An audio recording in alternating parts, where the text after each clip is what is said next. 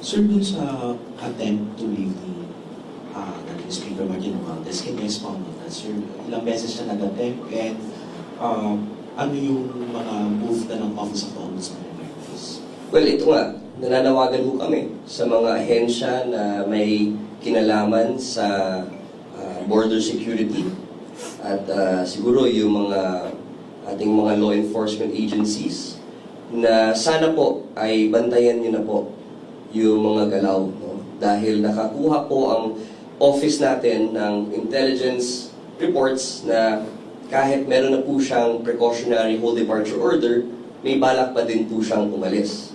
And sa amin po, dahil matagal na naming ini-investigate itong kaso na ito, matagal na naming gustong i-file to actually, although of course we had to let it go through the proper process, the right evidence gathering, at nandito na tayo sa punto na ito, sana po hindi masayang yung ating trabaho at ating effort dito.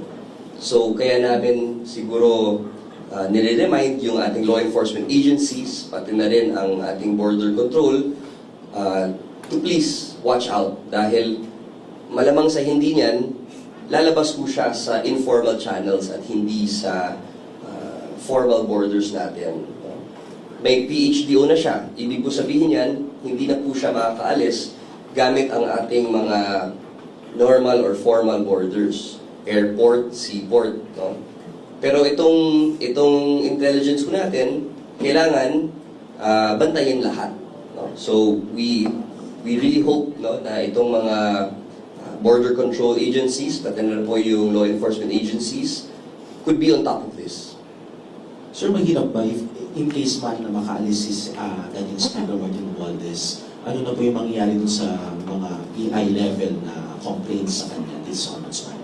Sa preliminary investigation stage po kasi, pag hindi po sumagot ang isang respondent, ibig po sabihin, parang niwe-waive na po niya, actually, niwe-waive na po talaga niya yung kanyang karapatan para sumagot at maghain ng counter-affidavit na ang nilalaman po niyan ang kanyang depensa. No? So, we will have to resolve the case on the basis na lang po dun sa allegations sa complaint.